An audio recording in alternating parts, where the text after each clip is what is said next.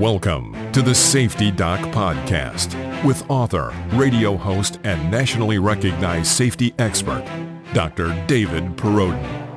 Join us each week as we discuss the best and most bizarre practices in safety preparation and crisis response.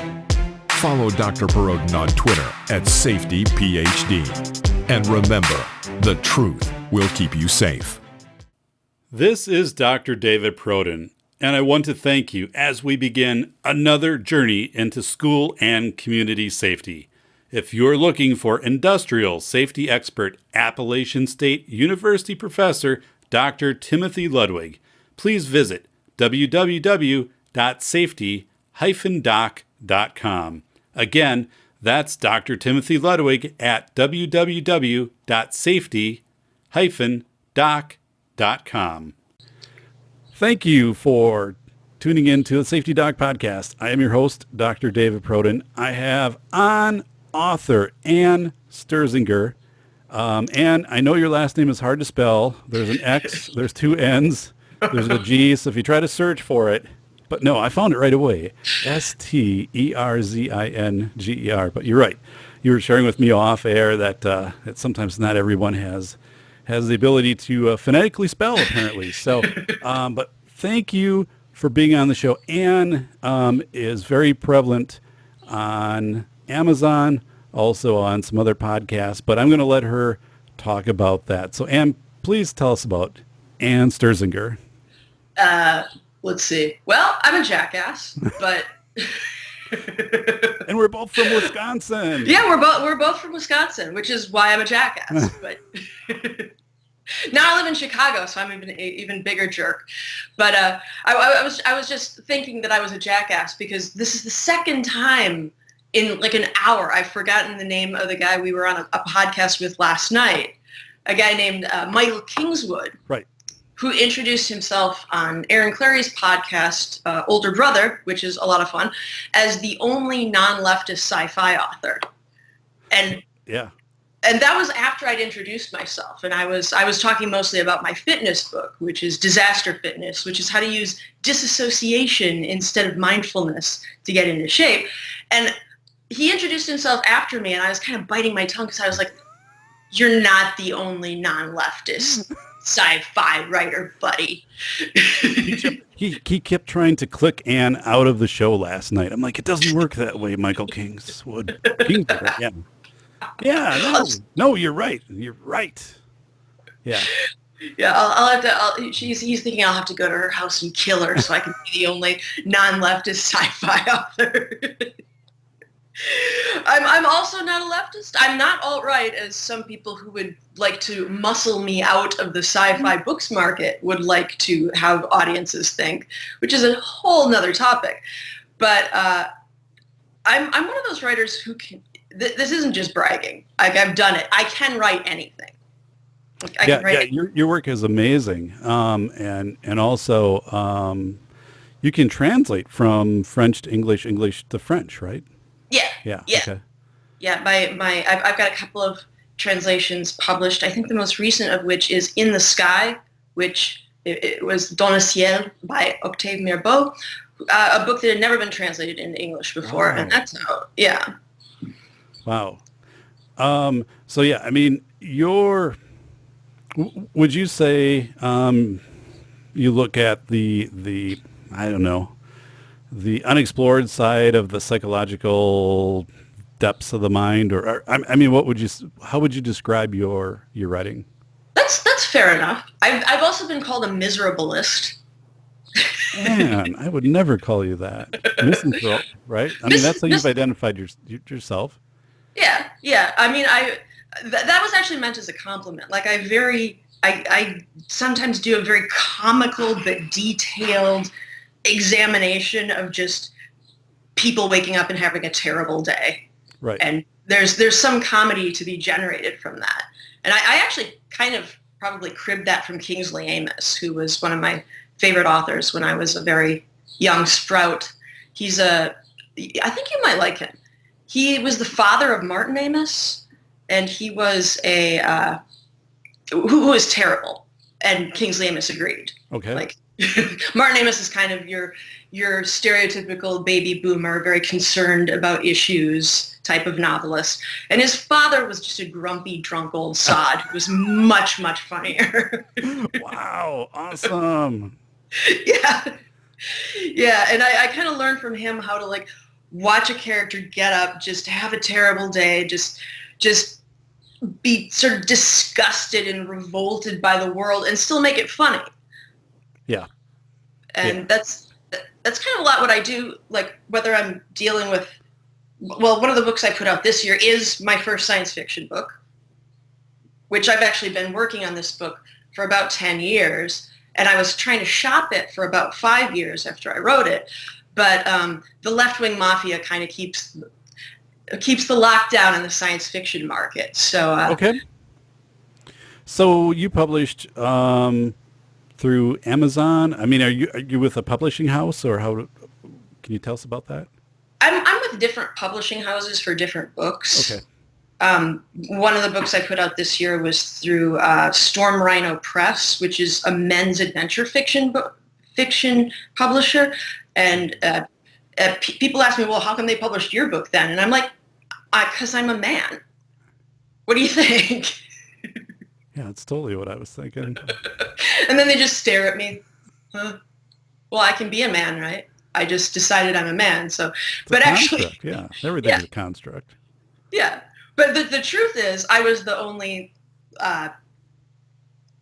adventure fiction writer they could find that could write this particular title. It's about an American woman whose French husband gets killed by sort of a Muslim nationalist street gang because he's half Jewish and also he's Catholic, and so they have to stop him to death. And she goes on this sort of revenge killing spree, aided by the British government.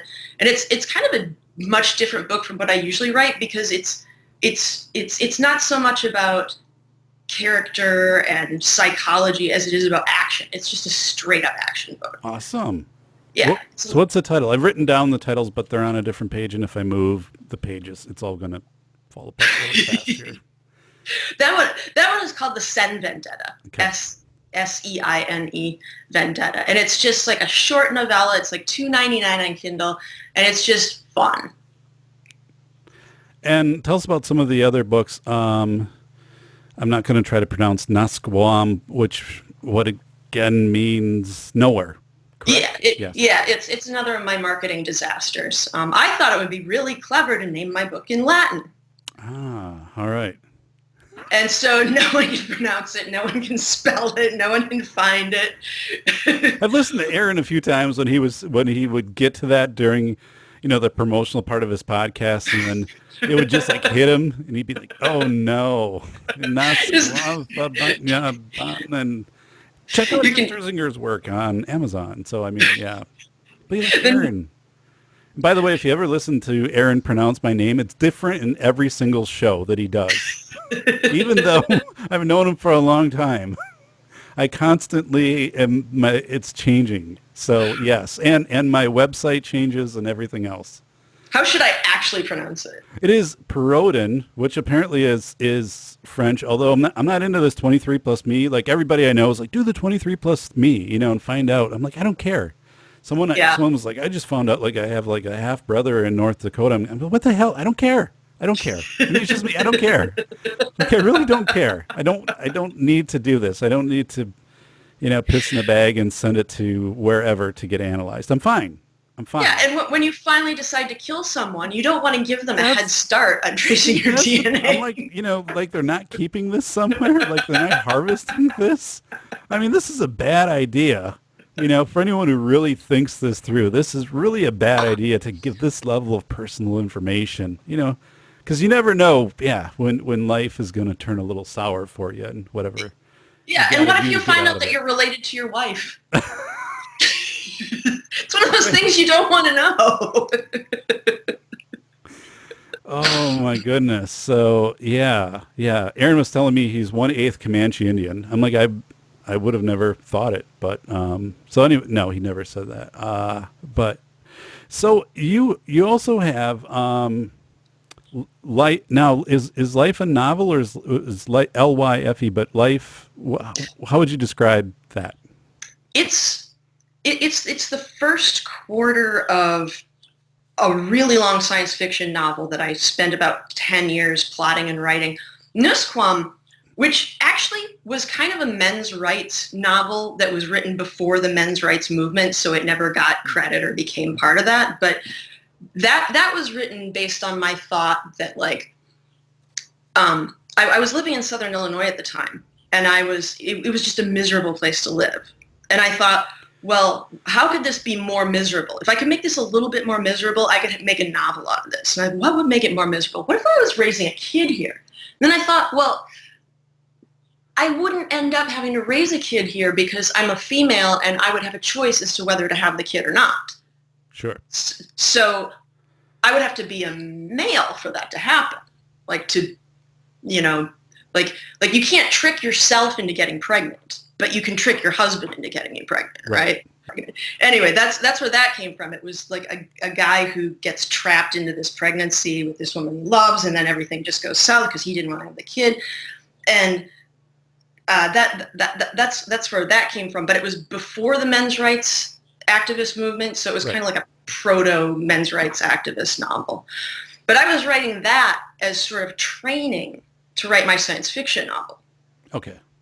I had the idea for this science fiction novel, and I realized, unlike a lot of like sort of snooty literary fiction authors, that like writing literary fiction is actually a lot easier than writing a good science fiction book. Because yeah, tell me about that. Why? I mean, why? I mean, it's easy to write a crappy science fiction book. You just come up with a dumb plot and you go through the paces. But if you're going to write a good science fiction book, you have to do everything that a literary author does, except you also have to construct a world. Like if you're going to make a really high quality science fiction book, you have to have characters, you have to have plot, you have to have everything else. But at least in a literary novel, you just plunk that into your city. Gotcha. Whereas like for a really high quality science fiction novel, you have to do all that and then make the city. I love Rick and Morty, and by the way, for those of you watching, this is Rick. This is Mr. B6. So anyway, awesome. We talk about science fiction, but yeah, no, I get it. Let me take it down. So first of all, Ann Sterzinger on Amazon. Just go in, and that'll lead you to your published works. Also, the website though is if you just annsterzinger.com, right? Yeah. And then from there you can get to the podcast you're on, which are, can you help? The Savage Hippie podcast. Yeah. I should put a link to that on my website actually, but that is actually through the Savage Hippie blog. Okay. But you can get to it on YouTube by just Googling YouTube Savage Hippie podcast. Gotcha. I think we actually put the videos up on David Cole's channel. I was able to check out parts of The Talkative Corpse, which is one of your books with a main character, John Jago, right? Jaggo. Yeah. And basically, so the premise, if I'm correct, is kind of like more or less modern day, kind of a male struggling with just where's his place in society. He decides to put this into a diary, dies, and what is it? Centuries later, they discover this diary, like future civilizations, just kind of discover this diary, and they're reading through it, and they're like, man, this really sucked for this guy. Like society was really awful, and what he had to go through. I don't know. I wrote down. I mean, it reminds me. There was an episode. You remember the it was on Comedy Central, but it's Futurama. Okay, so there was an episode on Futurama, very very close to that actually, where something where they go back to like old New York and they're digging through and whatever, and they find some stuff. But so I wrote down a question. So The Talkative Corpse, which this is in my inbox in Amazon. And everybody's like, do you have Amazon Prime? I'm like, no. I'm like, I'll the 8 days to get it. I'm okay with that. Everyone's like, what? Yeah. And then one time I they try to like trick you into it, and then you have to, I'm like, no, I'm not paying. I don't know. It's just me. I mean, anyway, but talkative corpse. So, so I'm kind of thinking, so he's doing this diary, and what I'm thinking as I'm reading through the pieces of this is, I'm thinking this is kind of maybe inspired by like Hamlet from Shakespeare and To Be or Not to Be a little bit. And here's why I say that, because, when Shakespeare wrote Hamlet, at least my interpretation of Hamlet was, Shakespeare was like, well, obviously to be or not to be, either there's a heaven or there's a nothingness. I mean, it was kind of his thing, if I'm interpreting right, and perhaps not. But really the whole thing with Shakespeare, in my interpretation, is he's writing this because he really wants to be remembered. He wants to create a legacy because he knows he's going to die. So right. That's kind of the hidden thing, is like, by actually doing his works, he's creating his legacy because he knows, but he's not like overtly saying that. He's kind of like playing it middle of the road.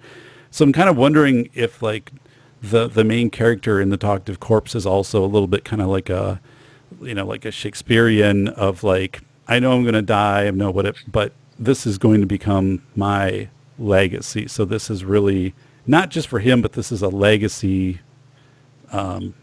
manuscript, a legacy tale that he's putting down. So people bring him to life again by reading the words. Am I at all correct in my interpretation of that, or no? I hadn't thought of that overtly, but Hamlet's soliloquy is the only like classical piece of drama I've ever memorized and performed. So kind of like the Futurama episode, I didn't purposefully use it, but it's probably in there in the brain, and that's something that everybody struggles with. But yeah, if you read Hamlet at an early age, it kind of focuses it for you. Like, and I also had a lot of loved ones die at an early age, and so it was very like front of mind at the time that I was getting that in beginning literature classes. Like, you're going to die, and maybe there is no God, and maybe there is no heaven, and so like, what are you going to do to make things a little bit meaningful? So maybe I think he's probably thinking that too, because as you said, you're my generation. We kind of like, it was set in 2011, which was kind of the year we fell through the cracks. There's, especially in the media, have you noticed, like, it just went from everything being all baby boomers to everything being all millennials. Yeah.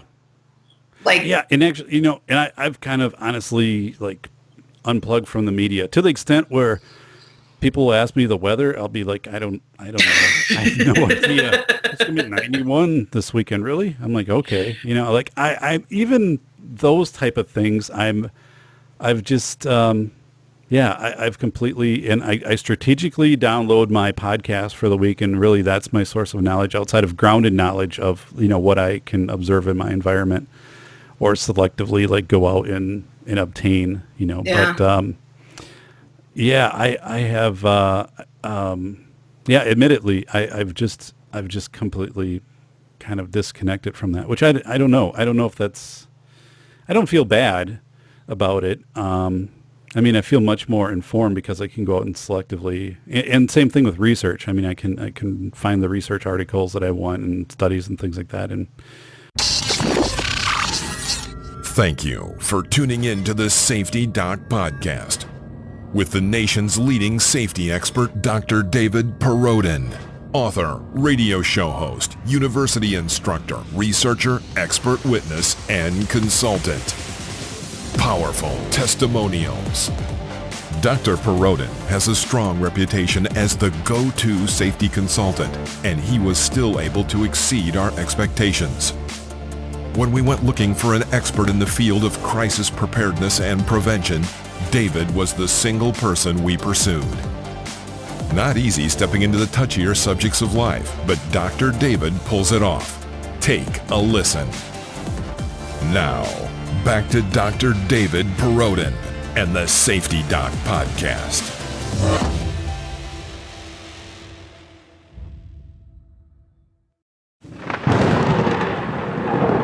first of all, your work is amazing. I was able to listen to you on some podcast and through and to locate some of your things. So definitely a fan. I haven't known Ann that long. We have a mutual friend, Aaron Clary, and so I was able to through Aaron, learn more about you, and then start to research and invite you on to the show.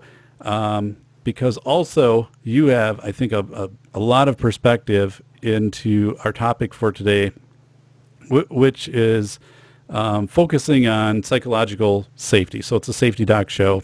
So I get into agency, purpose, and then also, obviously the things such as physical safety. But the last episode was like the 7, well, it was entitled this, but it's really like the 7 reasons why surveys suck and never take and make surveys. And I broke it down into like even the most significant multi-million-dollar surveys are all like horribly flawed, and the data is there's no inter-rater reliability, and it never gets to the unit of measure, and kind of like laid that out actually really well. Like when I got done with it, I'm like, I should write this in a book that would be anti-establishment and destroy any chances of going for tenure at some point down the road. But we'll see how that goes.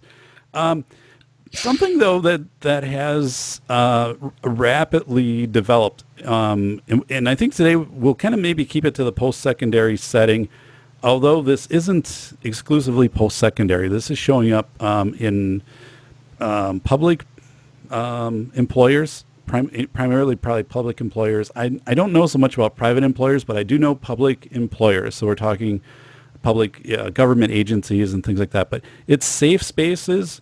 And then what's new, at least what I've seen new, is cry spaces. So both of these don't resonate well with me. So I guess, I try to keep positionality at bay at with some of this, but I'm going to put right out there at the start. I don't like where this is going, and I want you to be honest with me if I'm looking at this from a narrow perspective. I mean, I'm looking for your input. I'm also looking for an honest member check on this, because I think this has just gone way over the top. And I've been reading. What I did is I also went through tons of articles from various universities. And of course, finals just got done, so everyone's talking about, their safe spaces and their cry spaces. And so safe space is where you can go if you feel, I don't know, I have a definition of it, but it's like, if you, a safe space is a place or environment, I took this off a university site, in which a person or category of people can feel confident that they will not be exposed to discrimination, criticism, harassment, or other emotional or physical harm. Interesting. And then now actually a cry room, which I had never seen this before, but a cry room is think of it almost as a closet in a sense. Like it's a very small area, and it has soft surroundings, like stuffed animals, literally stuffed animals, soothing colors and music, and you can go in and just cry for 10 minutes. You have to sign in, and then after 10 minutes you cry, and you're good and you leave apparently. But this is real stuff, and it is being championed by counseling departments. It's being championed by deans. And also, the vibe I'm getting very clearly is if you challenge this, for example, challenge a safe space and don't support it, you can be accused, as if you're a professor, of contributing to a hostile work environment, that you're not supporting your students. This can be means for separation from employment. Working in an expert witness role, if you have that come against you, it's almost impossible to defend yourself, because what happens, the HR tactic in something like that with a professor would be, we're freezing your email, you're frozen all out of your records, you are on leave, you're not going to be on campus until we get this investigation done. And it's like, I mean, we're not talking about somebody who's, embezzled and other things. We're talking about somebody who might have said to a student, I really would like you to stay in class and we can work through this. Maybe it's a class on debate or something. But no, that's obstructing that student. Now they can't leave and go to the safe space. To the point where I actually read an article where one professor said, I saw a student literally maybe like 2 hours during a semester. The student would show up and within a few minutes would just kind of leave class and go to the safe space. And then the student at the end of the class was demanding a B and also had written off. This is something too that's happening now. Parents can access the grades and have access to the professors, so they can come in and complain to the professors on behalf of their 20-some-year-old child. So I'm looking at this. Just give me your reaction right off the bat of the safe space, and I have another safe space to share that isn't college related, which is pretty. I mean, it just shook me. But what are you thinking when you hear this stuff? Well, my very first reaction was I was raised Catholic, and I've heard the term cry room before. What a cry room was in the 1970s and 1980s was a glassed-off room in the back of a Catholic church where you stuffed the people who had small children, like tiny babies, that they couldn't stop from crying so that everyone else could hear the priest. Right. Yeah, I was raised Catholic. I remember the cry room. We had one at the church I attended on Easter and Christmas. Yeah. So I guess in a sense, if it's going to protect the rest of the class from listening to some little pussy beller, then maybe it's a good idea. Because if someone's crying so loud that you can't hear the teacher, maybe it's better for the rest of the class. But I get the feeling at this point the rest of the class is going to be in there in the cry room with them. Because now crying is like yawning, and if you hear someone else cry, you'll remember that your dog died once and you have to go in the cry room too. But as for the sort of, it's very ironic that they have such draconian rules around safe spaces. Right. Yeah. It actually reminds me of the Dead Kennedys song about the, God, how did that go? I can't remember the lyrics right now, but basically enforcing niceness and happiness at the point of a police baton. Like, you're going to be happy, you're going to be nice, or we are going to we are going to ruin your career. Wow. I didn't realize it had actually gotten that bad, but it's the contrast is kind of odd between the way people want their physical world to be absolutely free of anything that they interpret as violence, which is a whole nother can of worms. Like, we've confused words with physical violence, and people are starting to perceive them as the same thing. Right. Like, yeah. So, I mean, so we're from, the same generation, and I was thinking back 25 years ago, when I was kind of starting out in college, and like there was nothing like this, like nothing anywhere, nothing. I mean, I guess there probably was like a counselor on campus or something, like that you could go to, but nothing like this. I mean, and these things are like overtly, posted all over the place, that you have access to this. And then the students being made aware of it, and the instructors saying, the deans telling the instructors, if that student gets up and leaves, like, you do not say anything to them. You don't, stand in their way or whatever, because then that's basically in a form of aggression, a microaggression from your standpoint of not honoring their ability to, I don't know if you call it self-regulate or identify that they need to go to this space to, and I don't know. And then they wonder why they're shooting each other when they don't get their way sexually. Yeah, you bring up a good point that I want to jump into in just a second, which gets into the whole coping skills and debate skills. So I was a special education director for, K-12 school district for a number of years, different districts. And actually, I remember when kind of a safe space emerged in the districts, but it wasn't a safe space. It was for students with sensory needs, for example, autism, right. and or other things would manifest similar to that. So if there was a certain location student needed to go to and sit on a beanbag with, headphones where they were pressing up against their ears for 15 minutes or something like that. So it was very medical. It was, that's the way that it was treated. And there was, a certain time limits to it, or it could be proactive, like at certain times during the day, the student would go and see this, but very much the medical side was involved. So, I saw that as, okay, it's a reaction to, again, an increase in autism and other things that are being observed in the school. But then all of a sudden it made the switch, and the switch, I would say maybe 5 years ago, maybe 10 at the longest, of becoming this safe space. But definitely, like, if it started to turn, it just, like, everything is just like going over, a little bit of water was trickling over, and now it's like, boom, all the ice is just given way, and like everything is just like, boom, carving out, like, it's the 10,000 years ago, the glaciers retreating. And so I look at this, and from an empirical standpoint, if I don't see any research that really supports this, I see it as escape strategy, really. And we're not teaching coping, so that's out the window, and we're not teaching debate. I mean, that's another thing. We cherished debate as a civilization for centuries. It's ancient.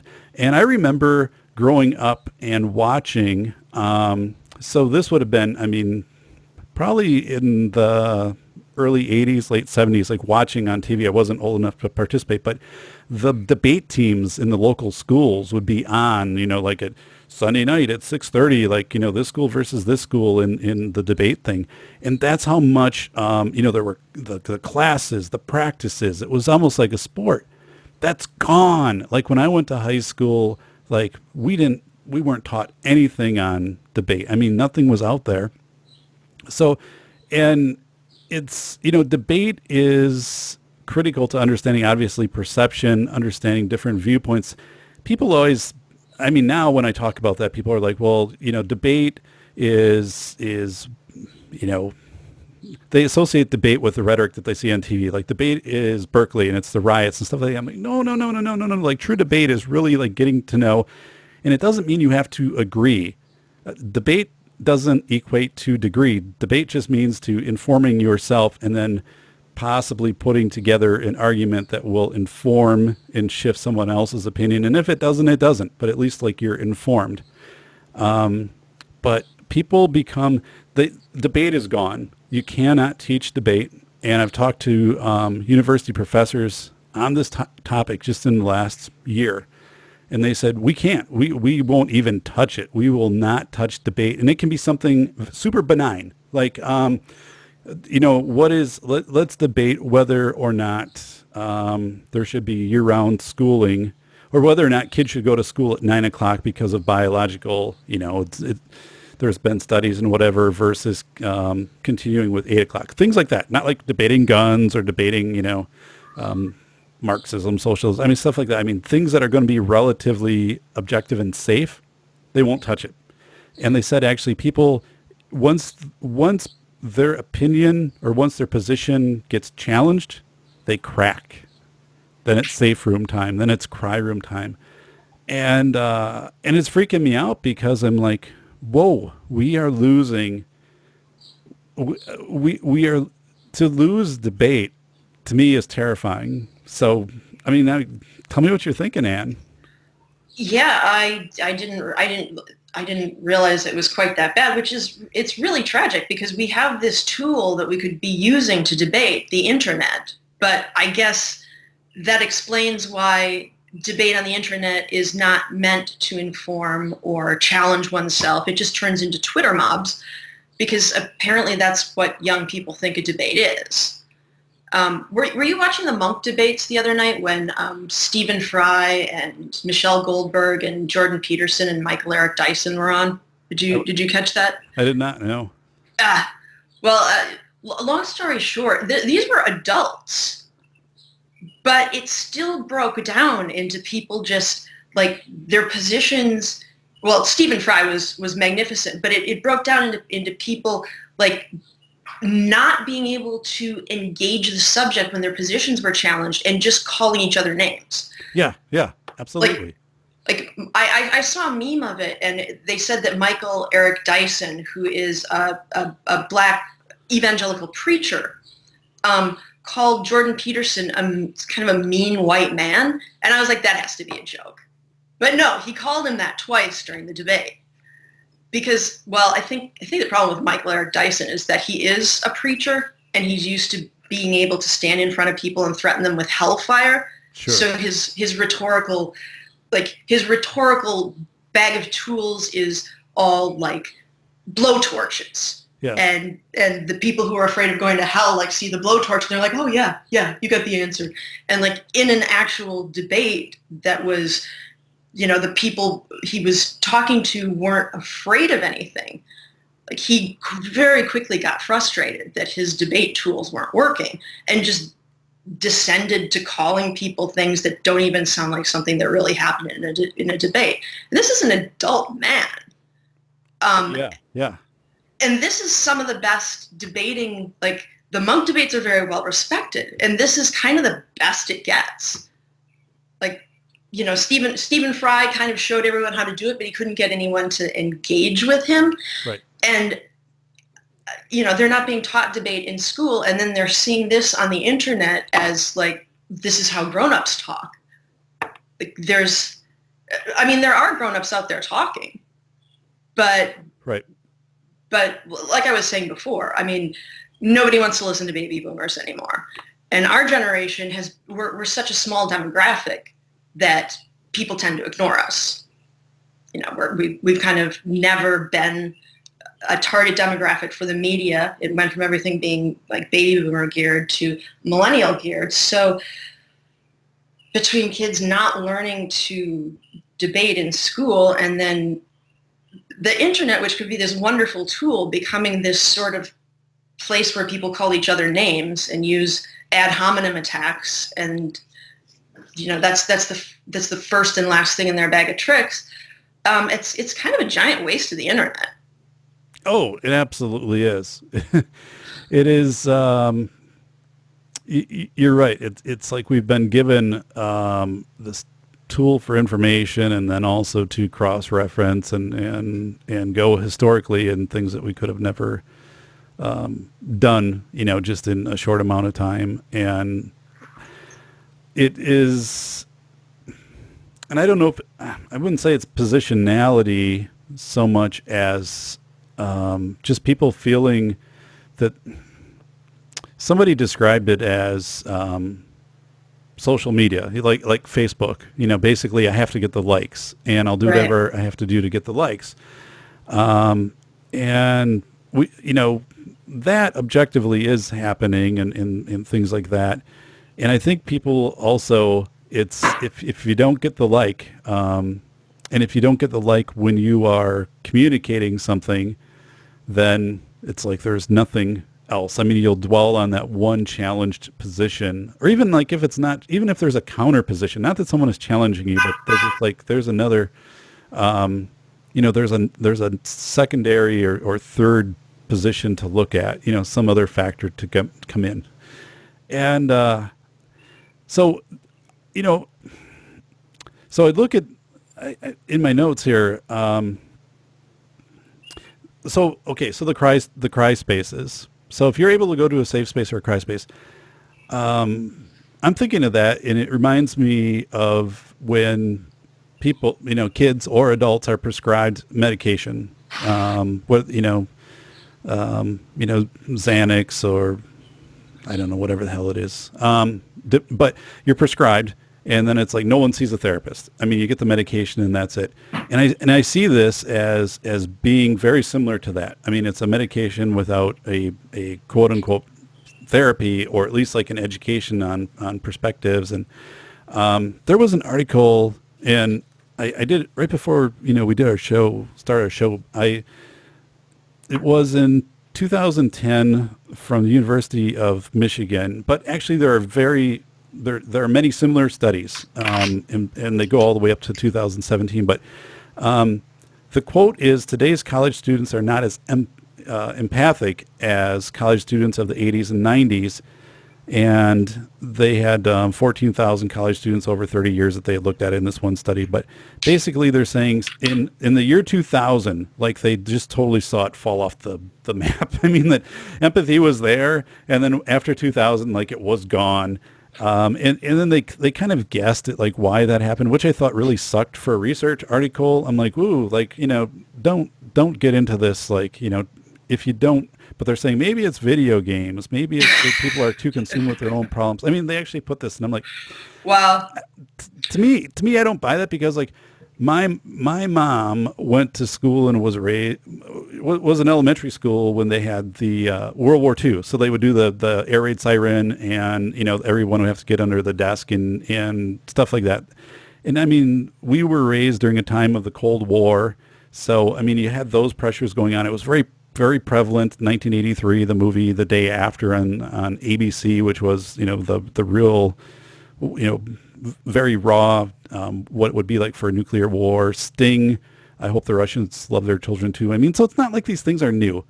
But all of a sudden it's like 2000 is the demarcation line, and I found that in some other studies. Like I'm going through and I'm like, yeah, like 2000.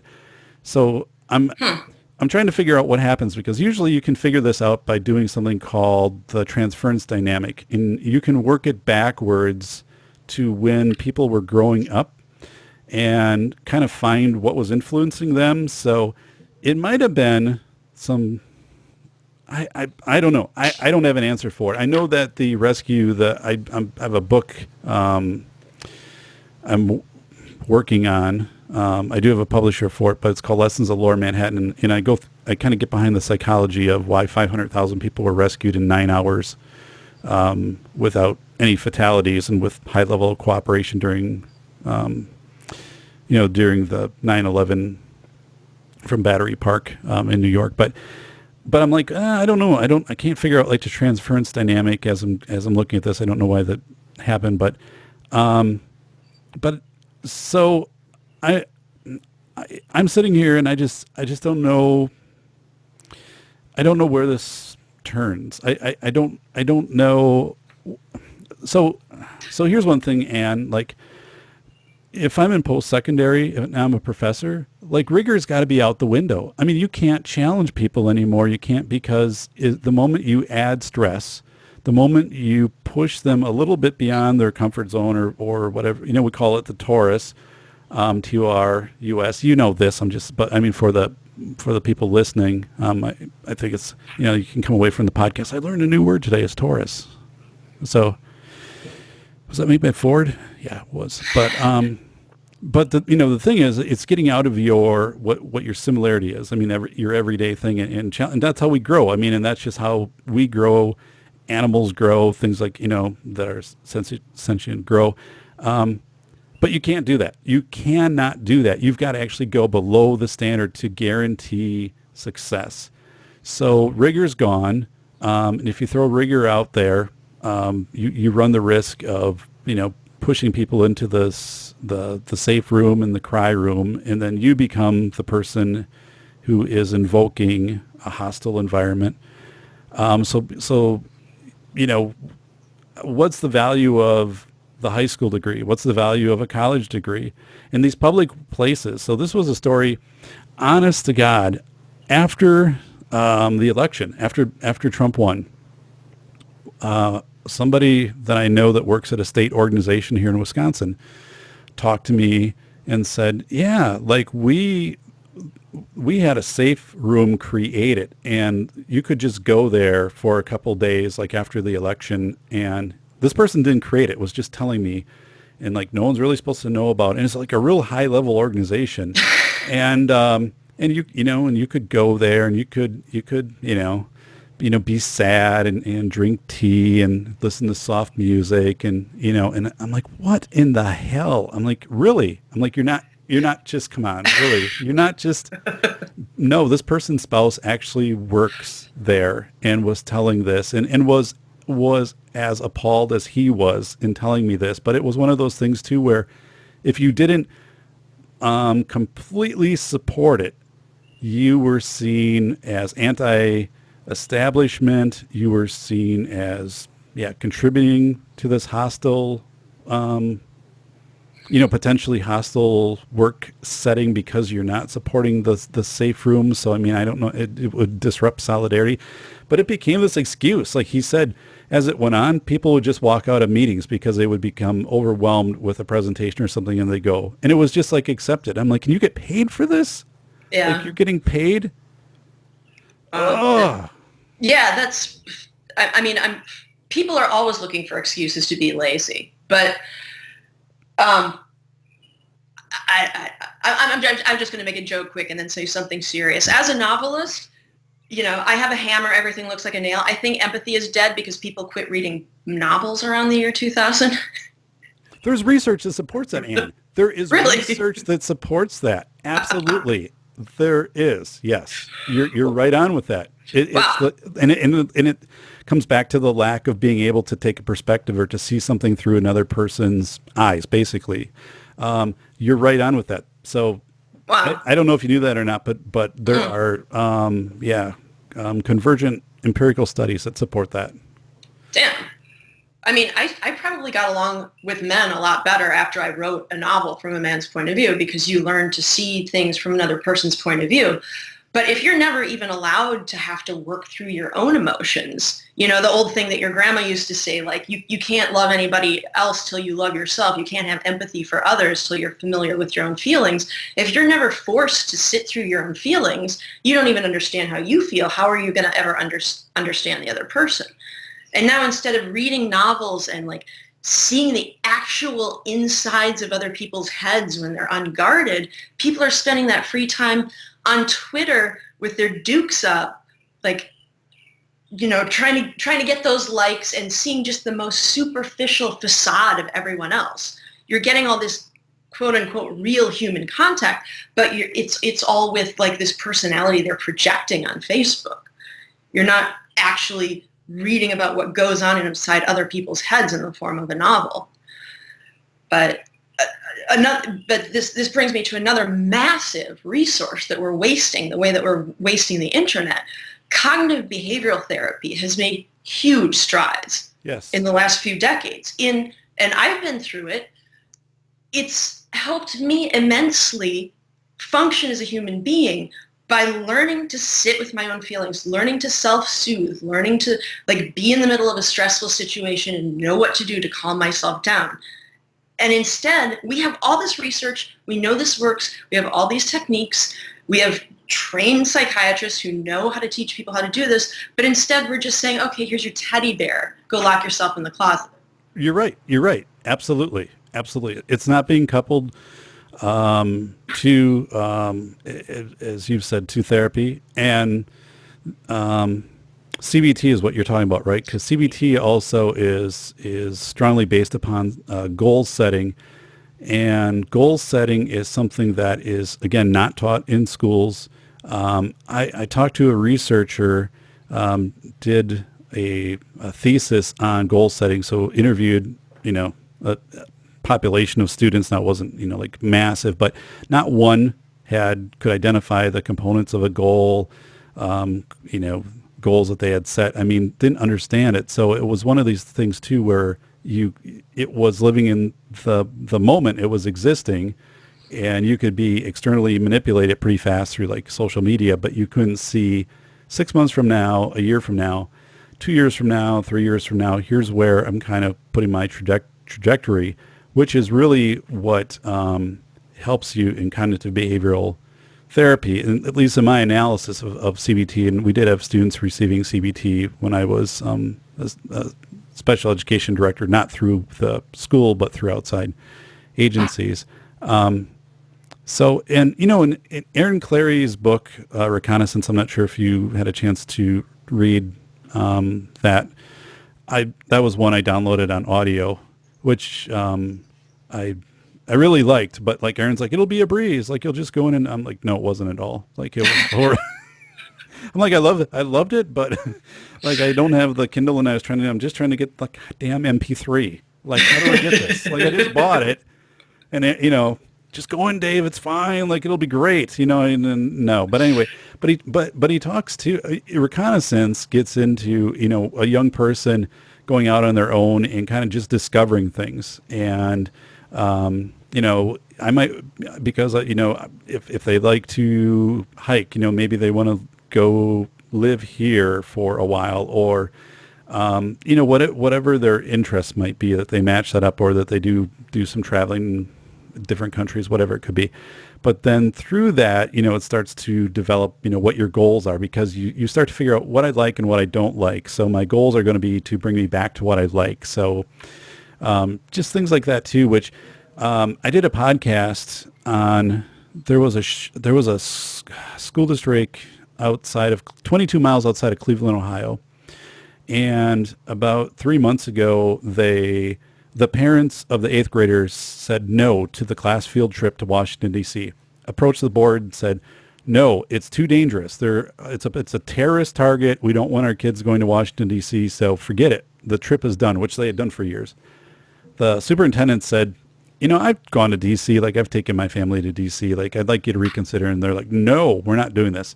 So right there, they screw their 8th grade kids out of an opportunity to experience a little more of the world than 22 miles outside of Cleveland, Ohio. Wow. And then just empirically looking at that, I ran some numbers, and it was an equal risk that a student would be killed on the bus ride over as they would be killed in a terrorist attack on DC, which were both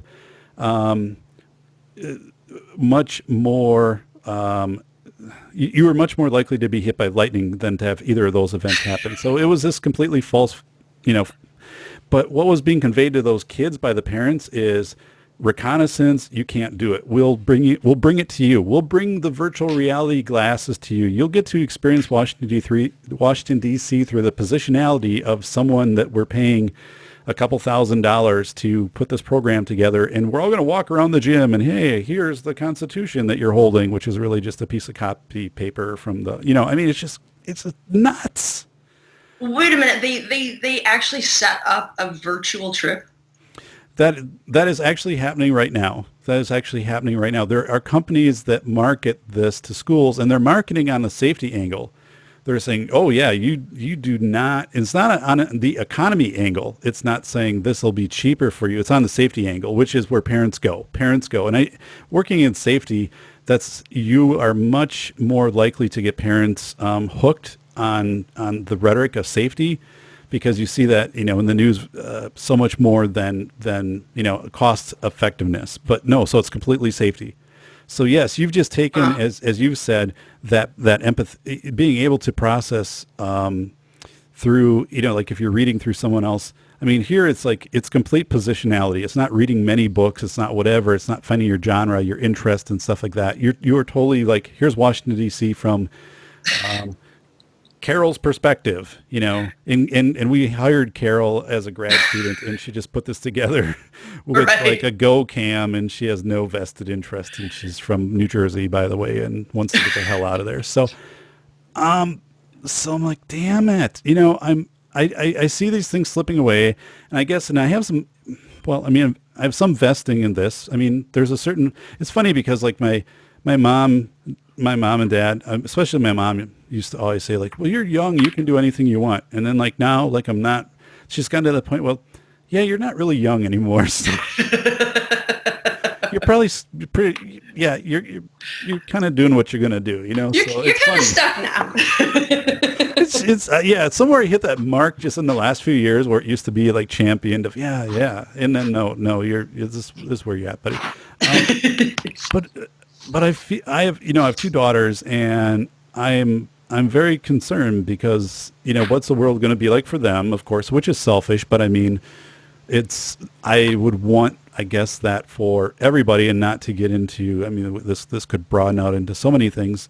But my daughters talk to me and they'll say, yeah, a kid at school went in the comfort corner today. I'm like, comfort corner? What the hell is the comfort corner? well, that's where you go, and it's got a beanbag, and it's got like a divider, and you can put headphones on. And I'm like, oh no, no, no. I'm like, and so I'm like, why? Well, they're just, they're just kind of stressed out during the reading test or what. So that, they don't really know. I mean, they don't know what's happening. And anybody can go. So like anybody, it's not like just for these 3 students. It's like anybody can go, but I'm kind of like, don't go to the comfort corner. I mean, it's one thing, if you're at school the next day and something has happened, grandparent is passed away a couple days previous and something, and hopefully the counselors, I mean, I can understand that. But if this is just, God, I don't know how in the hell to spell Nosk with been, it's Ann Sterzinger book. Damn it. Just put your pencil down and then you just walk back to the corner. Thank you for tuning in to the Safety Doc Podcast with the nation's leading safety expert, Dr. David Perrodin, author, radio show host, university instructor, researcher, expert witness, and consultant. Powerful testimonials. Dr. Perrodin has a strong reputation as the go-to safety consultant, and he was still able to exceed our expectations. When we went looking for an expert in the field of crisis preparedness and prevention, David was the single person we pursued. Not easy stepping into the touchier subjects of life, but Dr. David pulls it off. Take a listen. Now, back to Dr. David Perrodin and the Safety Doc Podcast.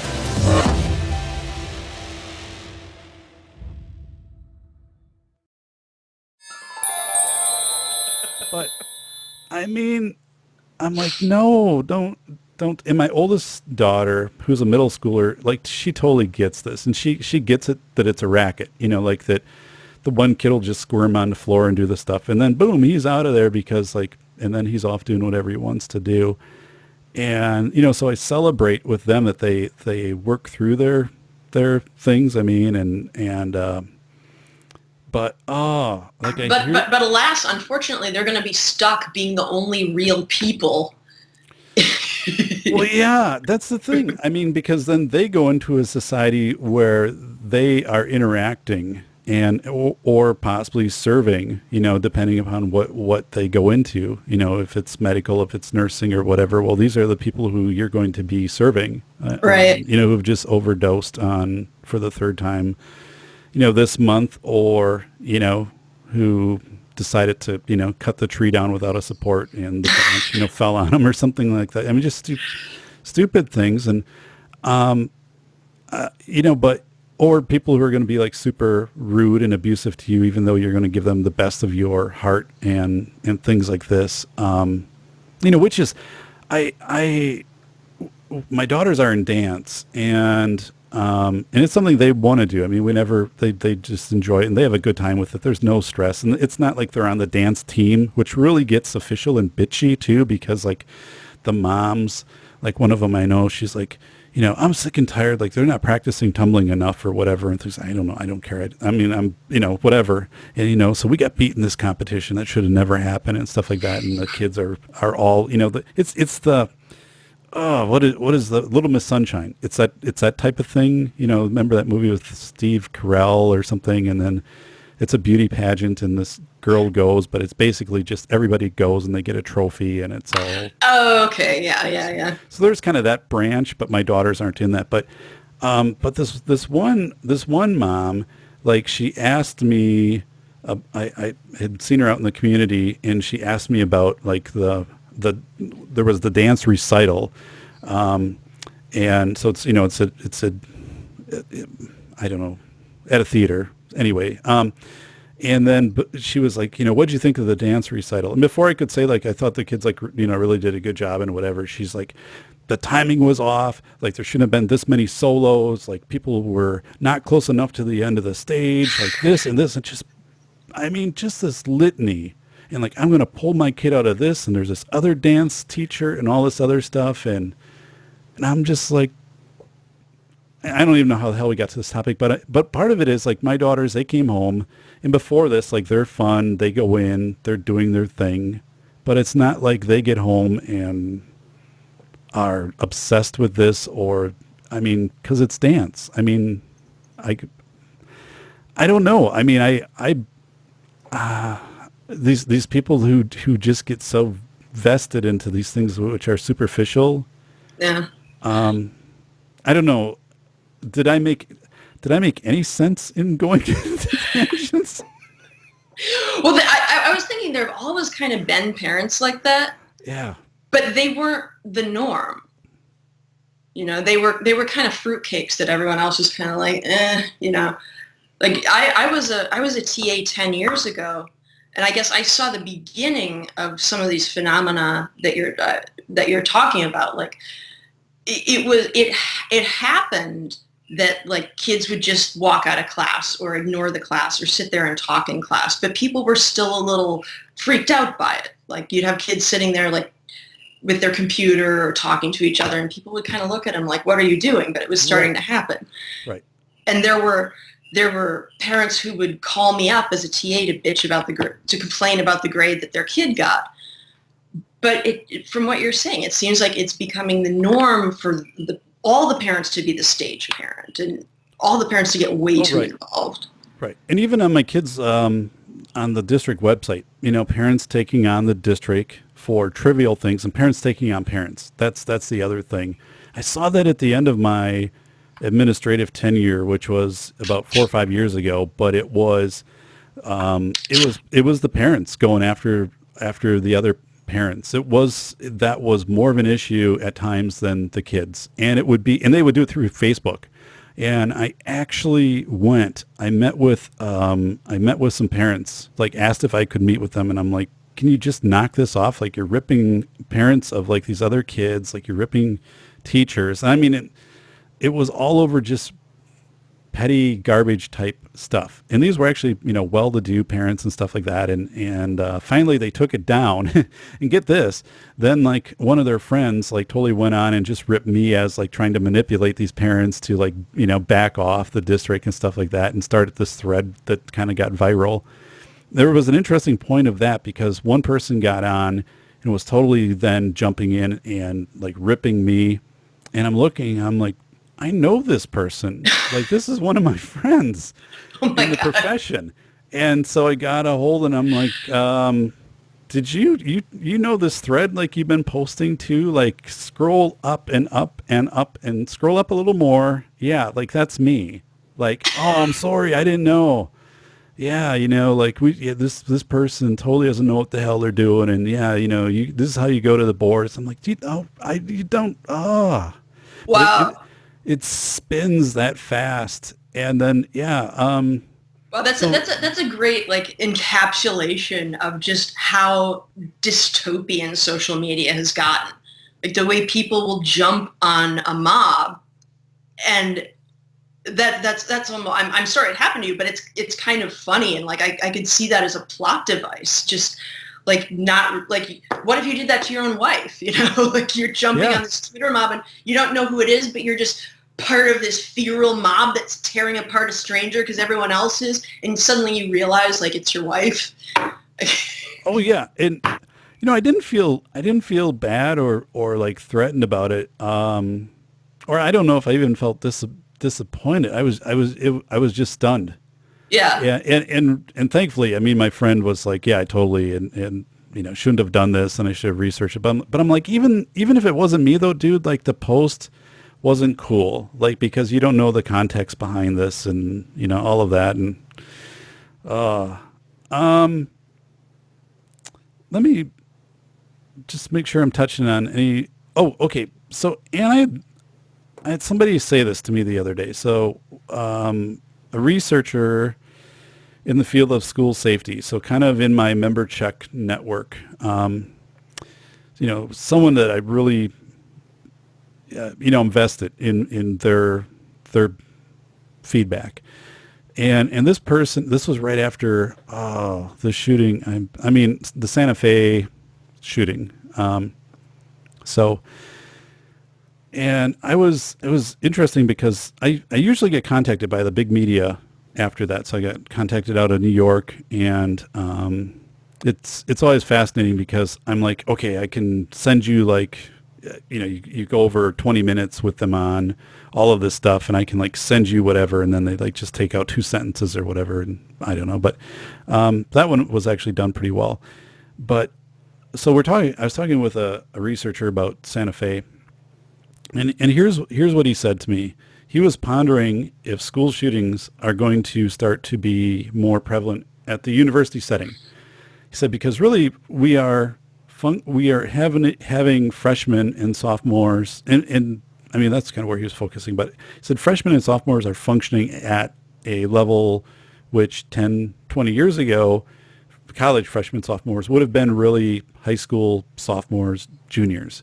So are we going to see people who are going to, because, his theory on this, his soft theory was once you get to college, you kind of mature out of this active shooter approach, which I would say is kind of accurate. I mean, like down at UW-Madison, where I went to school, I mean, the campus is so wide open. I mean, it's absolutely crazy.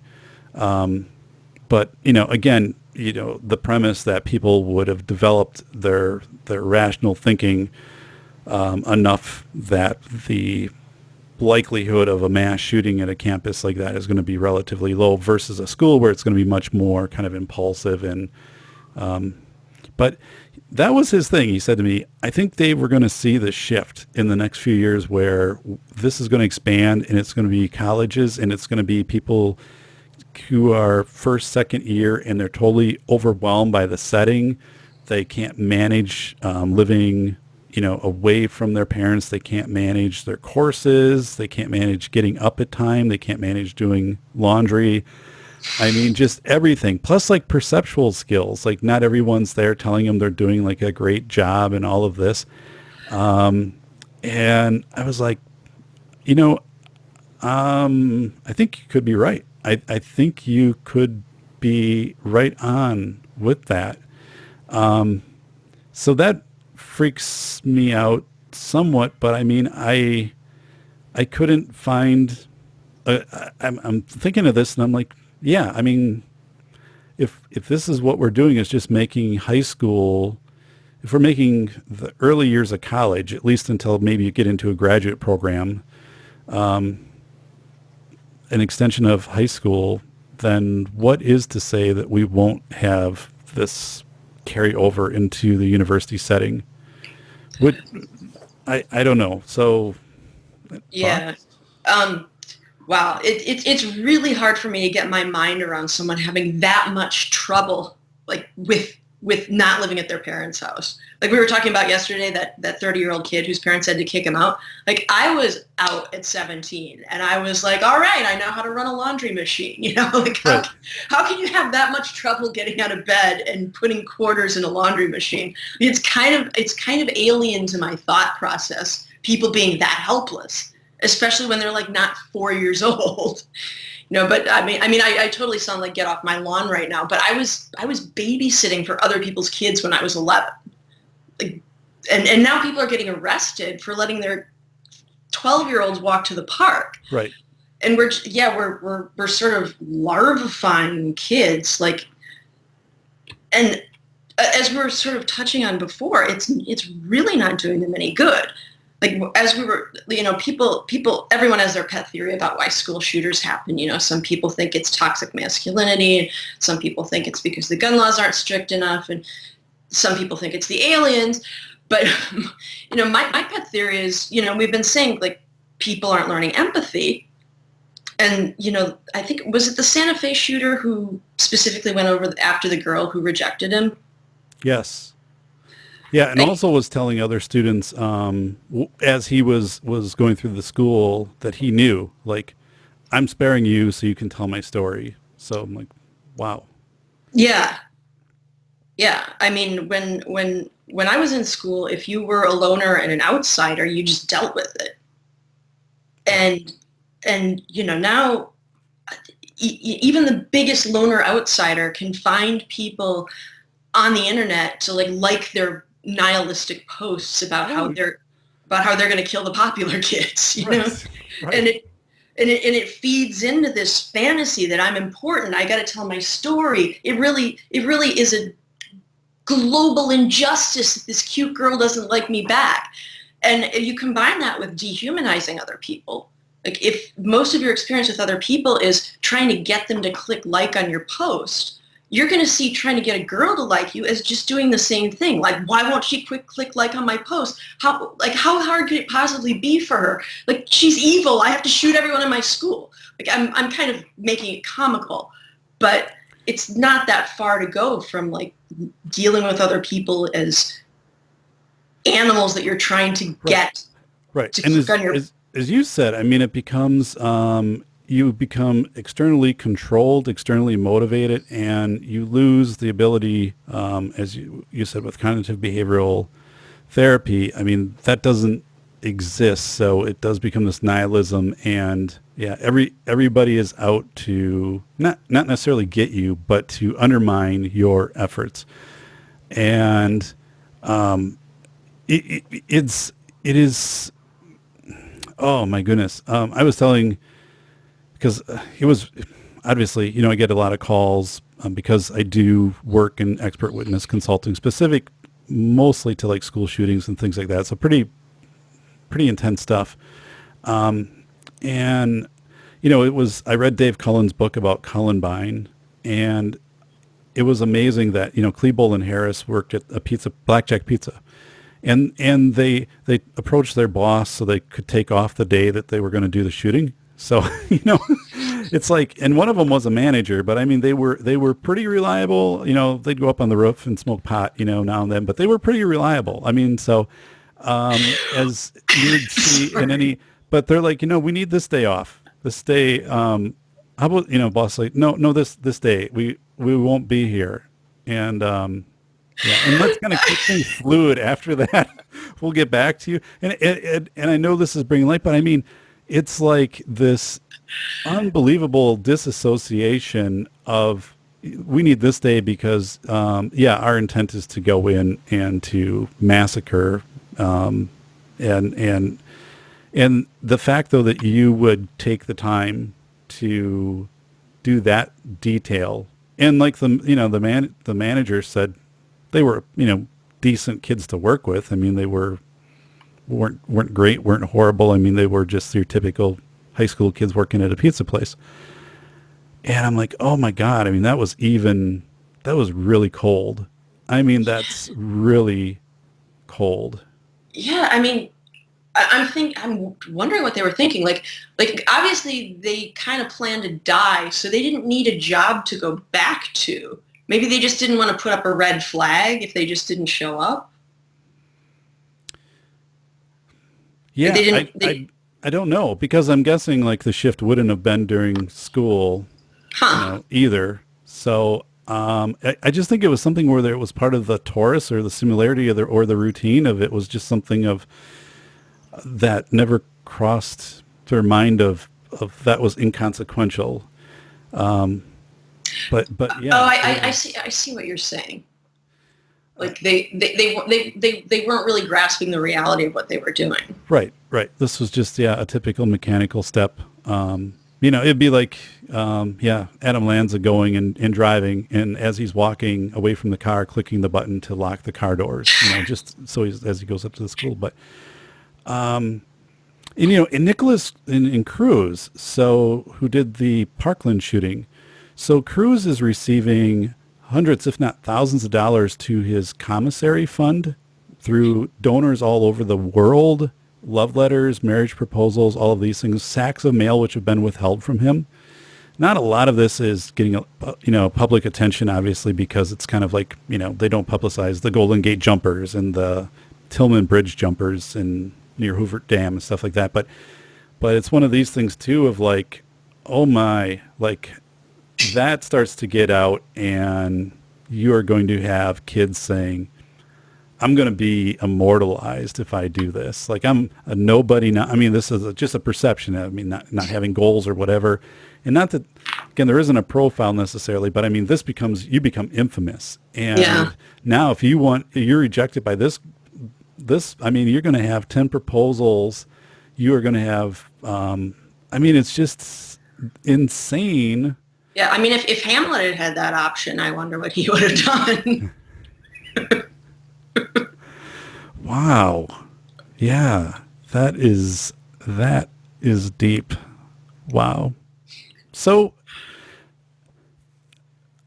I want to bring back the cry rooms one more time, because I think there was an interesting point of how the cry rooms were introduced. So the cry rooms, at least I didn't see these until this past year.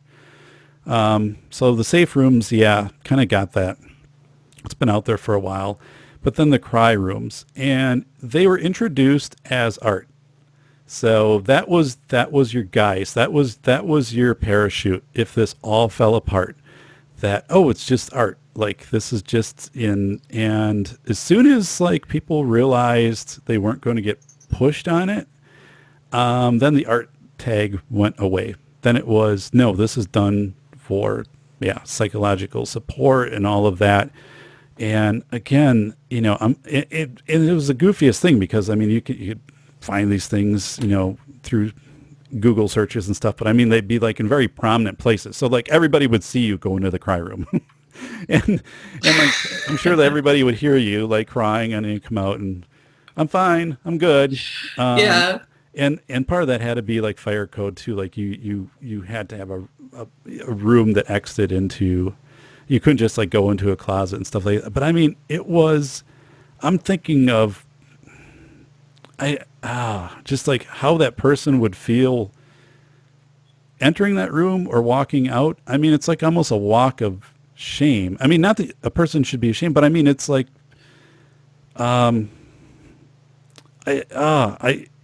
if you're really struggling, I mean, now you're showcasing with a timer, a 10-minute timer to get your life together, which is totally absurd. Yeah. Like the room is magical and the room provides whatever, and you just and the crying is this, this emesis type process. I don't know.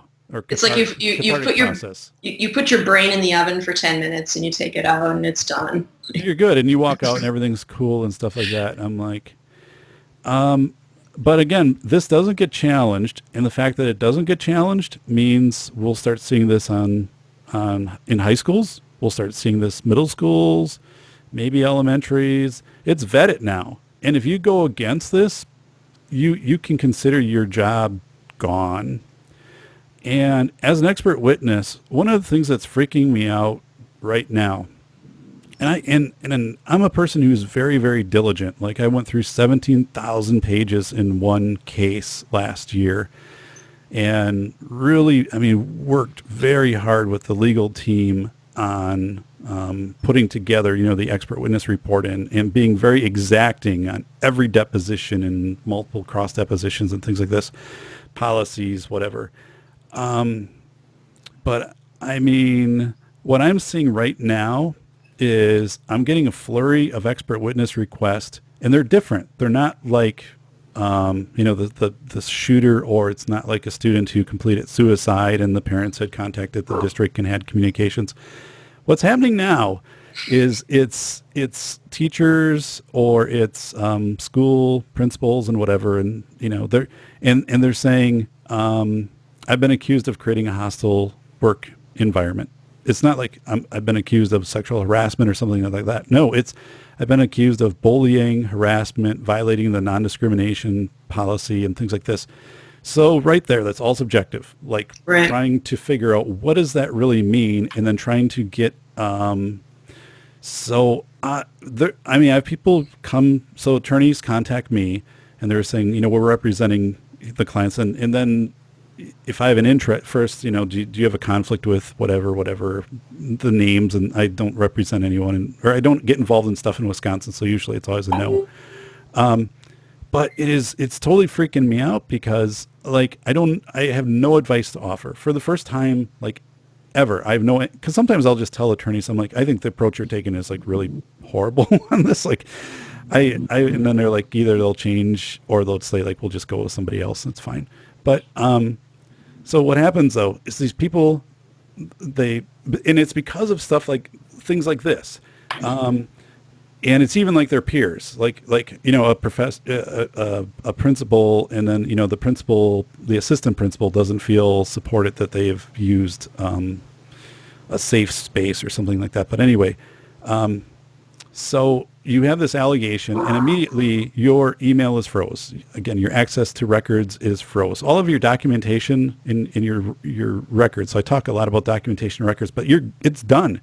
You're walked out. They search your bags if you have any emails that you've copied. And so, like, it's subjective. It comes against you. And then it's the old HR tactics. And Aaron and I are going to talk at some point on HR. Aaron's always like, we're going to schedule a show. And we never schedule a show. And then he's like, tell me, Dave, about the 10 things everybody needs to know about safety. I'm like, 10 things? I'm like, my God, like, let's go like with 3 things. Like, not 10. But anyway, so these people are just like screwed. They have no defense. And then the only option they really have is, do you want to take it public that you had a hostile, I mean, that sounds horrible. I mean, do you want to take it public? Or they'll say, the old HR thing will be, you can resign, and then it'll just be that you're going on to pursue other opportunities and things like that. And then that's it. And these careers are just crumbling. Like, I've seen these. And so I contacted other expert witnesses, people in the FBI that I know, and then like attorneys around the country. And they're just like striking out too. Like, I'm saying, how do you defend against this? Yeah. And how do you, and one of them's like, well, had some plans of like how you could keep records like kind of under the table through like a secret browser type thing. But then he's like, of course, then they would nail you on that you had copies of confidential. So, so I think these safe rooms and cry rooms will have no resistance. And if you do come in with a position of resistance, whether you're a peer, whether you're an administrator, some type of a board member, just whatever, you're going to be ripped down unless you change your tune. But you'll be separated from your employment. It won't matter. And so that is, I've never had it happen ever in my career where I've usually been like, I'm not sure on this. Like, I'm going to, go around with my network and like one of the people I really trust, I mean, who's published a lot and he's like, I don't know. I honestly do not know like an approach to this. So it scares me because I think all of us become vulnerable. And I think the harder you push to achieve and the harder you push others, down the road. So let's say my daughters get out and they get into some management, position in whatever.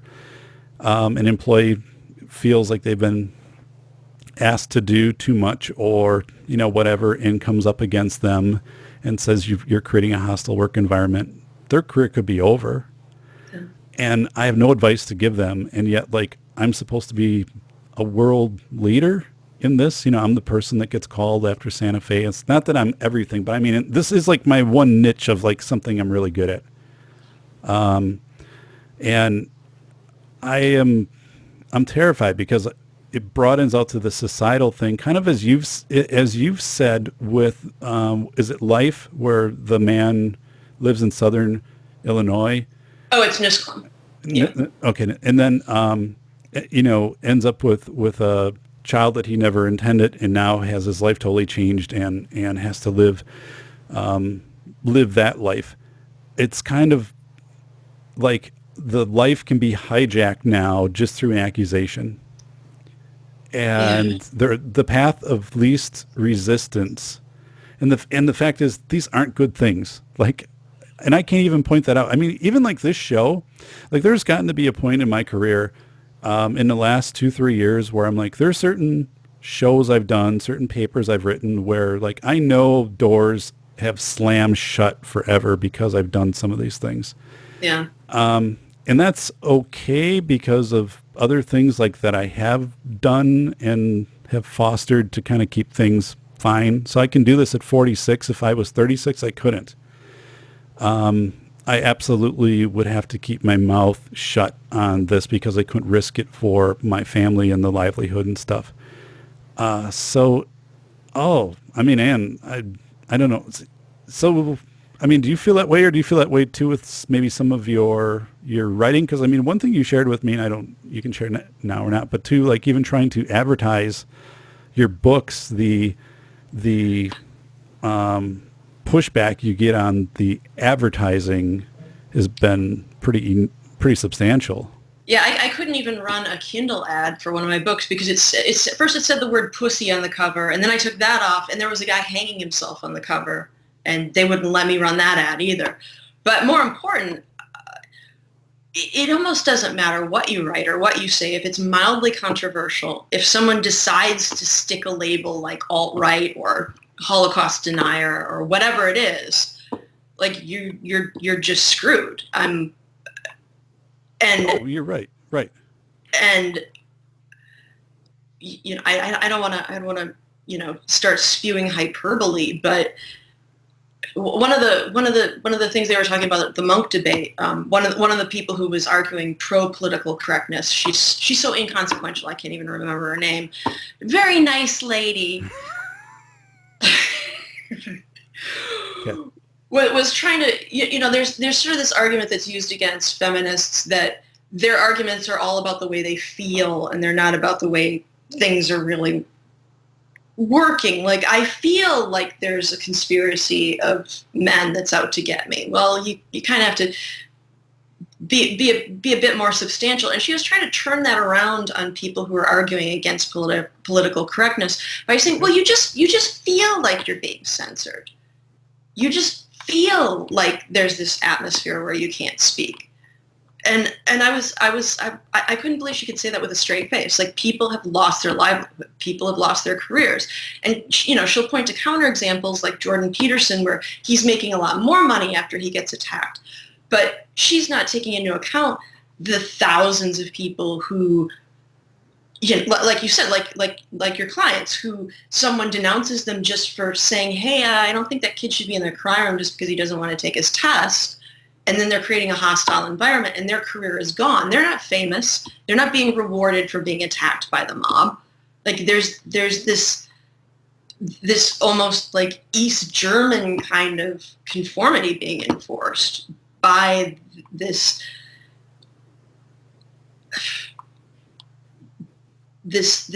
culture of, well, maybe humans are social animals and there's always going to be a culture of conformity that's enforced.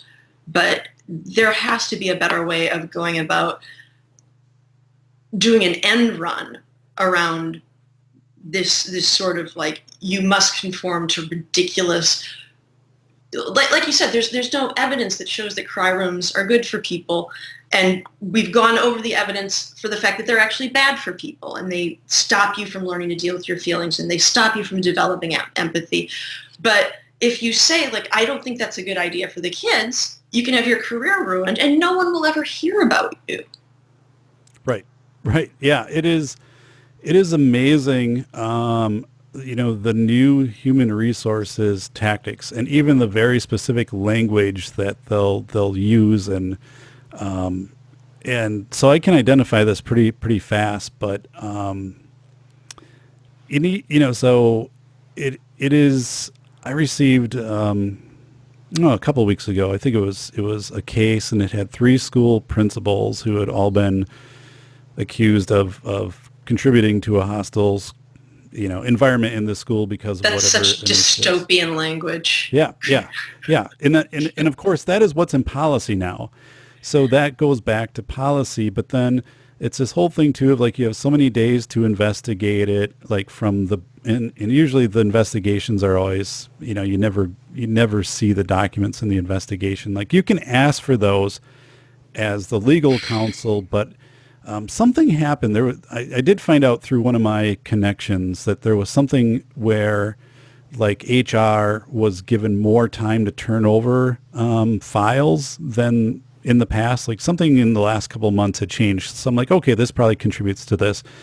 Plus, like, I just believe in general, most attorneys, now that everything is more right to work and less union based, that unions would be able to get their hands on servers and things like that, and at least, get some of the evidence of the communication of like, no, really, like, our, this employee did contact you indicating that they had a concern about X, Y, Z, and you weren't responding to it. And, that's why some people were getting in the building through whatever entrance at night, because, you were assigning them to two different duties or something like that.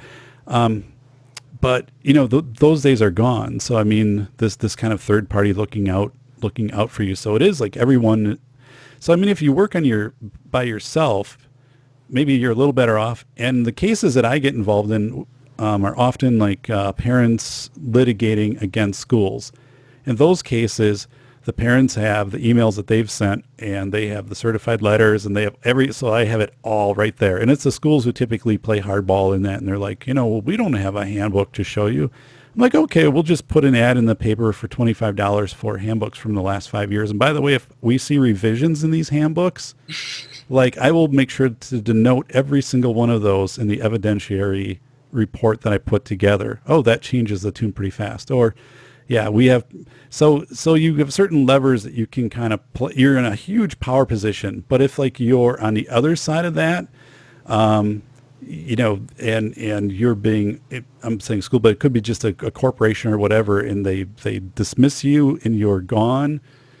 We always hear these things of this preaching of document everything in records, which is great, except like when they separate that.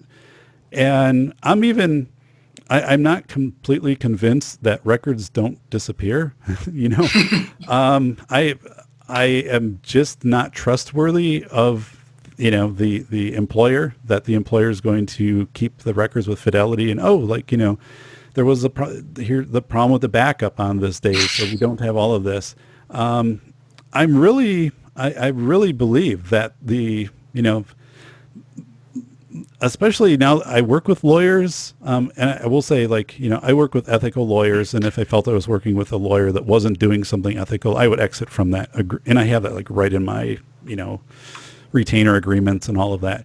But like, I've seen some really wacky stuff that it's just, you say dystopian, like cases where something happens and then all of a sudden, someone's office is like completely like emptied out, and it's taken like to the lawyer's house, like all in boxes, like during the middle of the night. And a kid's locker is completely emptied out. And then what's brought back to the parents is maybe like a notebook and like a hat or something like that. Oh, that's all that was in there. Like, the hell, that's all that was in there. There was more than that, and so I don't know, but it freaks me out because I feel like I should have the answers, and I feel like when people come to me,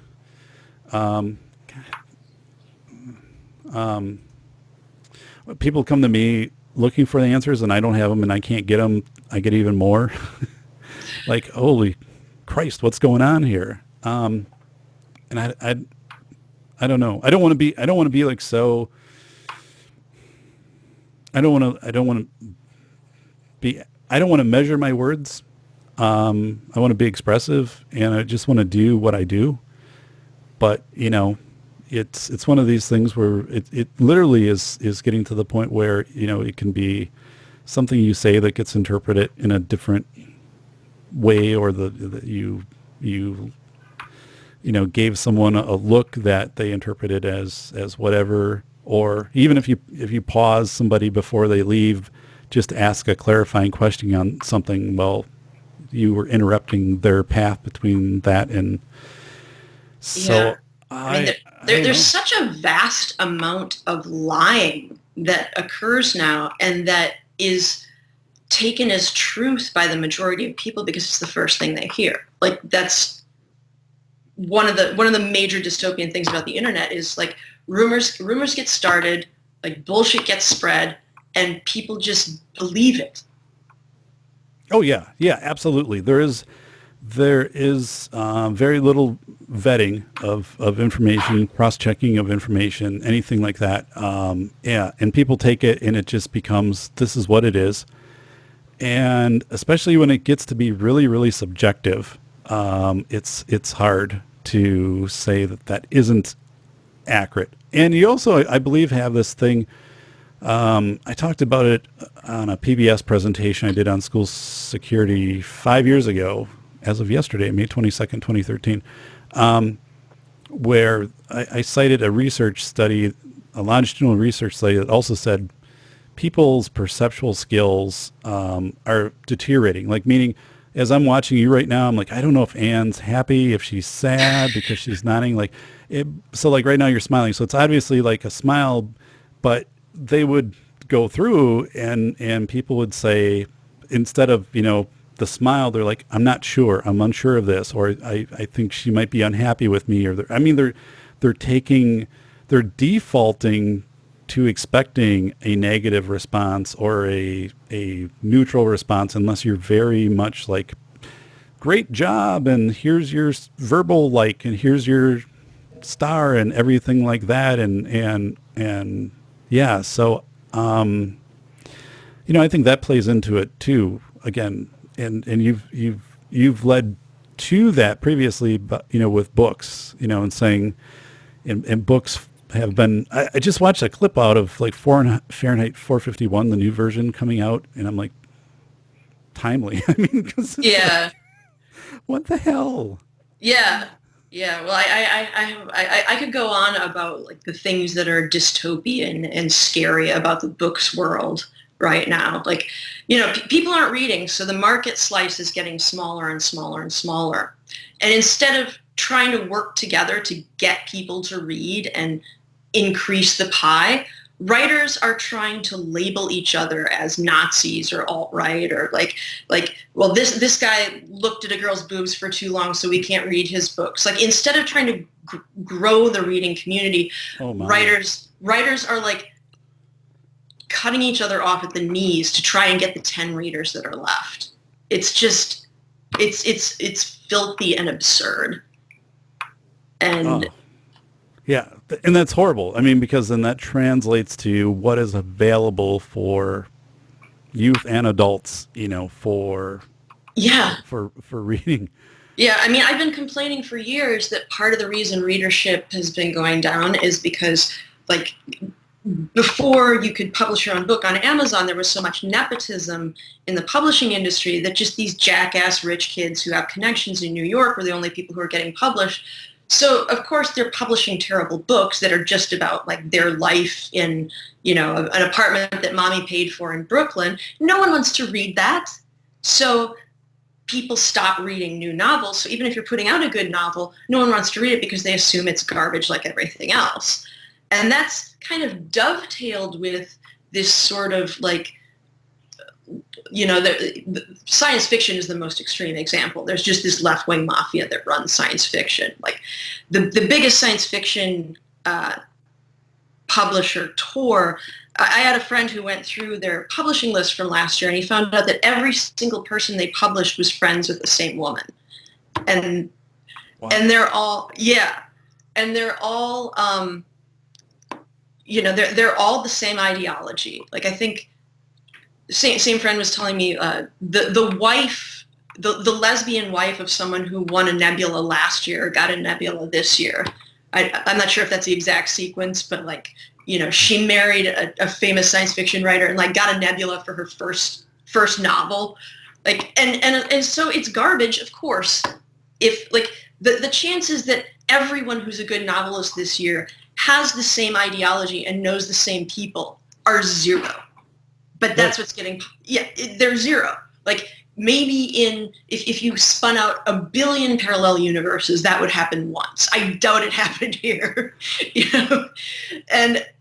And so people aren't reading it because they pick it up and they're like, well, this is garbage written by someone's wife or sister or ideological cousin, and then they toss it across the room and they just go watch TV.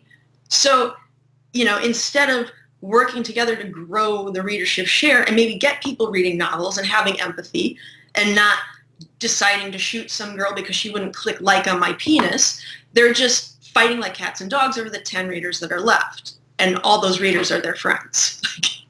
It's just this disgusting spectacle. I mean, I could go on about it for hours, but now I'm starting to feel like I might lose my lunch. So as we close, and this has been incredible. So I appreciate just everything that we've talked about, and that was not and, but so let's say that we are in what is it, Aaron's older brother, and he has some type of discussion of like, what do we tell just everybody out there to try to bring some common sense back to things like this, even like a starting point, even like the one, not the whole rope, but just like a couple threads it's like, okay, like there could be more coming down and we could weave it, and this could be a way that we elevate ourselves. What would kind of be your advice of like a starting point? Let's say you did have an audience that was really interested in listening to the message. What would the message be? It would probably be, well, first read a good book so that you can understand the way other people think, and not a book by your friend, unless your friend is a literary genius, but read a Kingsley Amis novel if you're a female, But one thing that I find really helpful is people get so wrapped up in politics. And, those are our major tribes now. I'm a leftist, I'm a right-winger, and people get into this mindset where if they're not constantly rooting for their team, like the other side is going to win. Yeah. And it's almost like they have this metaphysical belief that like their brainwaves are somehow affecting, the hive mind that is our political system. Like, no, you can unplug from politics for a while, and you can go study law or study literature or, study psychology. You can disengage from this sort of tug of war and go do something else and come back to it with a little more perspective, because politics is important, but people are starting to see that as the way they run their social lives and the way they run their whole brain. And it eventually turns into a lack of empathy and a lack of perspective on politics, because you're not in touch with the rest of human life that the political structure is supposed to be facilitating. Yeah. Yeah. I think you're right on. I think you're right on with that. And, I have a number of novels that I haven't gotten around to reading. One of the things, I was mentioning this to somebody today because they said, because with what Memorial Day coming up in the longer weekend, what do you want to do? And I said, one of the things is like, I have this specific novel, and it's not a novel about, school shootings or whatever. It's and I said, it's, I've wanted to read it for a while, and I've had it for like a year, and I'm going to read it. Like I'm excited, and I actually feel better. And I feel like I'm a better person after I'm done reading, or as I'm going through this. Like it's rejuvenating. And you're right. I feel like I approach everything in life better, whether it be politics or I mean, it just goes down. And so that was something where I'm like, it is so stupid of me, like to prioritize other things over that which I knew and know makes me feel good, makes me reflective, makes me think, and I learn, and I'm able to pull at it. So, and I didn't read Disaster Fitness, but I'm kind of a fitness freak at times. Like I run most nights, and then we have a track not too far from here. I usually get like, the police will usually pull in and throw like the 5,000 candle, or light on me, even though I have like a vest, and then they'll question me. What are you doing tonight? Running. And actually, I got stopped, and one officer was asking me if I knew the outcome of some of the football games. It was during the NFL season, and because he was on shift like the whole day, and actually like it took about 30 seconds to build the rapport, and then it was like, yeah, I've got the paperwork I gotta get done on this, and you can't log in like if you're in here, and I can't get the thing. He's like, do you know whatever? I'm like, yeah, actually, like I do know, and and stuff. So it was like this totally cool conversation while people are driving by, and I'm like next to a squad car, not with the lights on, but I'm like oddly.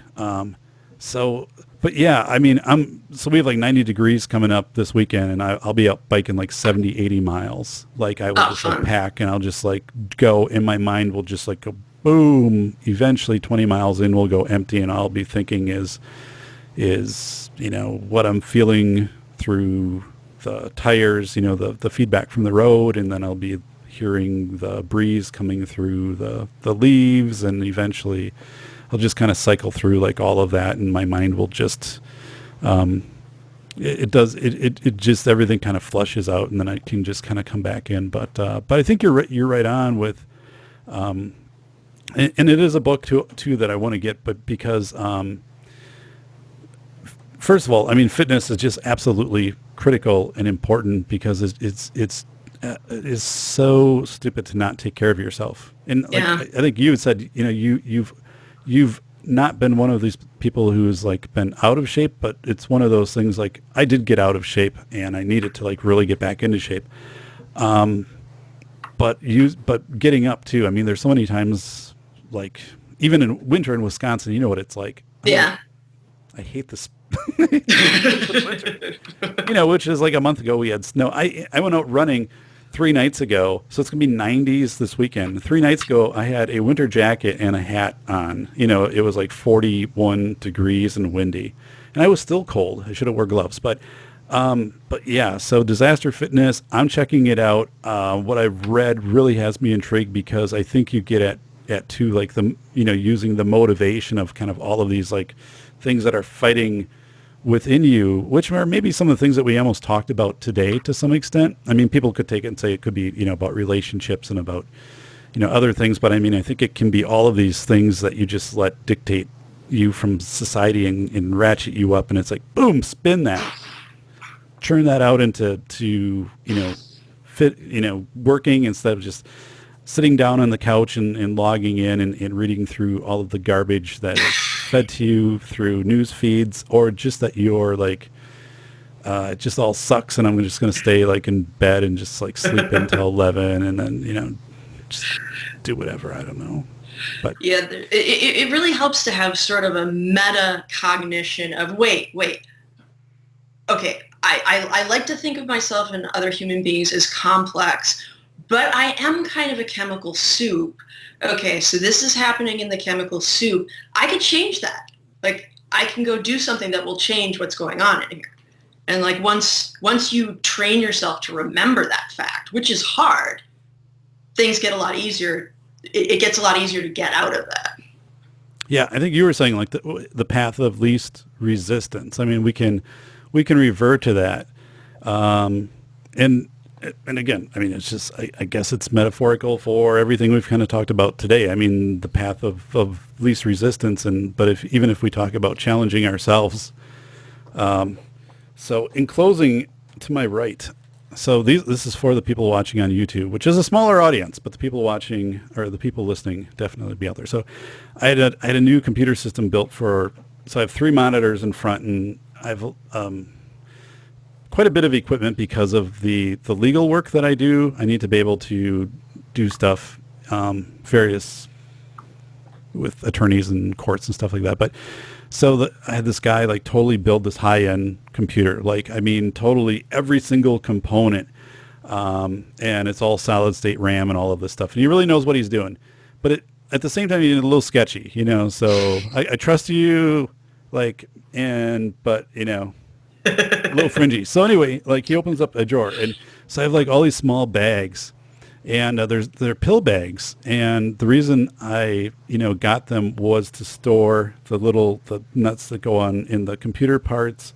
And so and for my bike, like I have it's called a Schrader valve on my tires, but then there's like a converter that has to go on, and all these little things so like I can label it and then I can put it in so I know where it is, and like they're just really convenient. But of course they like sell them in like 500 and I only need whatever. So he's like, oh man, like these are really, really cool. Like, I used to have bags like this, and then, so I'm like, And then he goes back to it like a couple times as he's like setting up the computer. He's like, kind of stimming a little bit on the bags, like, and stuff. I'm like, do you want them? I mean, I need like 3. I need 3. Like, I kind of know what you're saying here, so like if you want them, they're yours. They're yours. They're just yours. Just thank you for doing, And the guy's face just like, it was like, he was just like, thank you. Hell of a guy you are. You're a great customer. I'm upgrading your fan. I was going to put in the shit fan. You're getting the blue lighted fan. Just between you and I. So, I mean, it was one of those moments where I'm like, you're not causing any, this whatever. But yeah, this whole thing. And I'm like, I have no use, for these. But you have a use for them. You definitely have a use in mind for these. And we don't have to transact this. You can just have these. Like, So yeah, he probably posted on Facebook that night. Hell of a day. Damn these customers. Every once in a while, you get one. Makes your day. All right, Ann Sterzinger, you can find her at annsterzinger.com. Please check out Amazon. Really, I'm saying this with full conviction. I am excited to place that order, and I guess I'll do it through Aaron Clary's captaincapitalism.blogspot.com Amazon affiliate page on the right-hand side. And click there so he gets a 6 to 7% commission. But no, seriously, folks, check it out. And Ann is on different means of social media, podcasts. You've published different essays. I've come across, different works that you've put out there. But I'm very excited because it resonates with me. I love it. I think you're super talented. I actually watched a video that you did in French just because I'm like, that's just really, I don't understand it. But I'm like, that's really cool. And then underneath in the comments or something you said, actually, like if I was speaking this in French, I'd do it louder or something like that. So, but I was like, so, I mean, you're brilliant. You have a great perspective. I'm appreciative that I was able to learn that you're out there and your work is out there. So I'm excited, and thank you so much for taking time to be on the show. And I know that this is going to help people because there will be people, obviously, a lot of people I think that feel exactly the same way. And they're like, I could never go on a show because like if my employer saw that link, like I would be called in and that would be the end. And I so I think we're going to be able to help some people at least think about that. And it's one of those things, if you find out that other people have similar feelings, it's just validating. It's like, oh my goodness, like I feel better now. Yeah. Even though like maybe I got to process my situation and how this relates to me and whatever, but I feel better. So, and I feel better. So, Ann, you're awesome. You rock. Anything closing? Thank you. Thank you. I really appreciate your kindness. This has been the Safety Doc Podcast with author, radio show host, and leading safety expert, Dr. David Perrodin. Remember to check back each week for the latest, best, and most bizarre practices in safety preparation and crisis response. You can find Dr. Perrodin on Twitter at SafetyPhD. And remember, the truth will keep you safe.